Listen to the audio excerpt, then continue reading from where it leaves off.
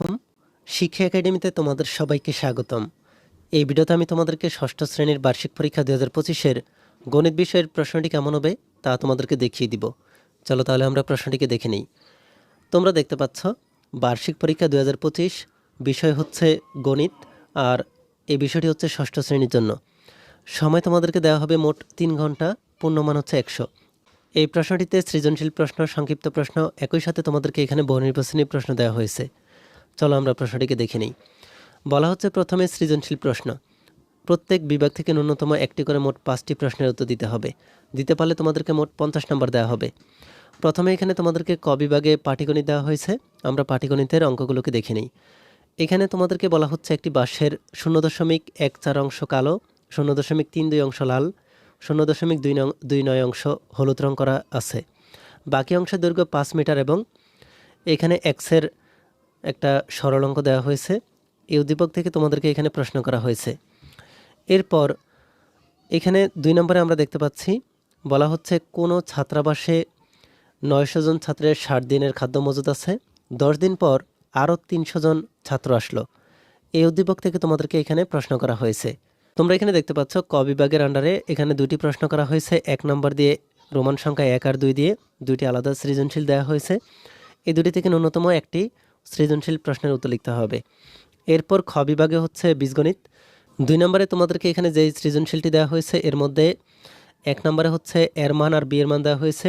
এই উদ্দীপকের অনুসারে তোমাদেরকে এখানে 3টি প্রশ্ন করা হয়েছে। 2 নম্বরে তোমাদেরকে এখানে বলা হচ্ছে একটা আয়তাকার বাগানের প্রস্থ দৈর্ঘ্যের অর্ধেক, বাগানটির পরিসীমা 36 মিটার। এই উদ্দীপকের অনুসারে তোমাদেরকে এখানে একটা সৃজনশীল প্রশ্ন করা হয়েছে। এরপর তোমাদেরকে এখানে গ বিভাগে জ্যামিতি দেওয়া হয়েছে।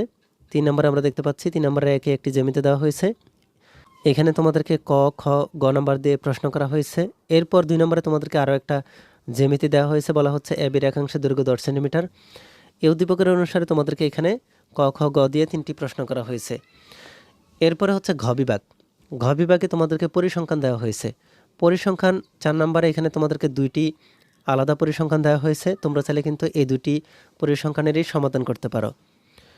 এরপর 5 নম্বরে তোমাদেরকে দেওয়া হয়েছে সংক্ষিপ্ত প্রশ্নের উত্তর। তোমাদেরকে এখানে 4 নম্বর পর্যন্ত শুধুমাত্র সৃজনশীল প্রশ্ন দেওয়া হয়েছে। এরপরে এখানে তোমাদেরকে 5 নম্বরের সংক্ষিপ্ত প্রশ্নের উত্তর দিতে বলা হয়েছে। 10টি প্রশ্নের উত্তর দিতে পারলে তোমাদেরকে 20 নম্বর দেওয়া হবে। আমরা দেখতে পাচ্ছি এখানে ক থেকে একদম মূর্ধন্য পর্যন্ত তোমাদেরকে সংক্ষিপ্ত প্রশ্ন দেওয়া হয়েছে। তোমরা এই প্রশ্নগুলোকে ভালোভাবে দেখে নিতে পারো।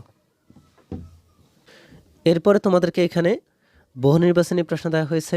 তোমরা দেখতে পাচ্ছ 1 নম্বরে তোমাদেরকে এখানে বলা হচ্ছে পরিসংখ্যান উপাত্ত কিসের মাধ্যমে প্রকাশ করা হয়। বহু নির্বাচনী প্রশ্ন হচ্ছে 30 নম্বর, 30টি দিতে পারলে 30 নম্বর দেওয়া হবে। তোমরা এখানে এই বহু নির্বাচনী প্রশ্নগুলোকে ভালোভাবে দেখে নাও।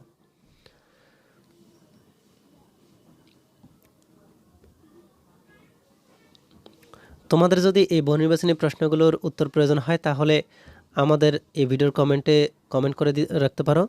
আমি তোমাদেরকে এই প্রশ্নগুলোর উত্তর দিয়ে দিব।